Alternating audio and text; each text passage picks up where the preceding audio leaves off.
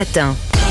L'édito politique sur Europe 1 avec Le Figaro. Bonjour Alexis Brézet. Bonjour Dimitri, bonjour à tous. Alexis, les Algériens commémorent aujourd'hui le 70e anniversaire de la Toussaint Rouge, qui marque pour eux le début de la guerre d'Algérie, 1er novembre 54 donc. C'est l'occasion de faire le point sur la relation franco-algérienne, Alexis. Emmanuel Macron, on le sait, s'y est beaucoup investi. Où en est-elle cette relation ? Eh bien, elle est mauvaise, Dimitri, très mauvaise. L'Algérie a rappelé son ambassadeur cet été. Nos diplomates à Alger sont en but à des vexations constantes. La visite officielle du président Tebboune, déjà 3 fois reportée, est plus improbable que jamais. La coopération en matière d'immigration clandestine est au point mort. Bref, on peut difficilement faire pire. Mais enfin, en même temps, on sait très bien pourquoi. Emmanuel Macron, en juillet, a fait le choix de reconnaître la souveraineté marocaine sur le Sahara occidental. Il rentre d'une visite d'État au Maroc où il a été reçu en grande pompe. Les Algériens sont fumasses et bien décidés à nous le faire payer. Il n'y a pas lieu de s'en étonner. Ce qui est plus surprenant, c'est qu'il ait fallu 7 ans au président français, 7 ans de prosternation, de génuflexion et de repentance pour découvrir qu'il n'y a rien à attendre d'un régime autocratique qui alimente la haine anti-française pour dissimuler son incurie. Parce qu'en vérité, Emmanuel Macron a tout essayé. Rappelez-vous, la colonisation, crime contre l'humanité, quand il n'était que candidat, la gerbe de fleurs au mémorial des martyrs d'Alger, le rapport Stora et la réception des petits-enfants d'Ali Boumendjel à l'Élysée, les excuses aux victimes parisiennes des crimes inexcusables, je cite, du 17 octobre 61. Et tout ça pourquoi ?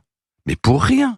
Des rebuffades, des humiliations, pour que le président Tebboune accuse l'armée française de génocide et rétablisse un couplet violemment anti-français dans l'hymne national algérien. Franchement, il était temps que ça cesse. Mais Emmanuel Macron a aussi dénoncé, rappelez-vous Alexis, la rente mémorielle. Ce sont ces mots, la rente mémorielle entretenue par le système politico-militaire algérien. Oui, c'est vrai, il a dit ça. Et il a aussi, c'était très émouvant, demandé au nom de la France pardon aux harkis. Et il a eu un geste symbolique très fort en direction des Pieds-Noirs lorsqu'il a reconnu le caractère impardonnable de la tuerie de la rue d'Isly ou celui de l'indifférence des autorités pendant les massacres d'Oran. Il a dit tout cela en même temps.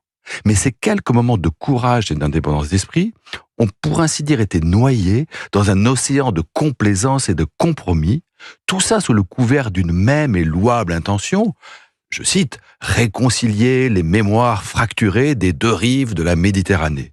Eh bien, au fond, c'est cette prétention illusoire qui s'est brisée sous nos yeux. Comment vous expliquez qu'Emmanuel Macron y ait cédé si longtemps à cette prétention ?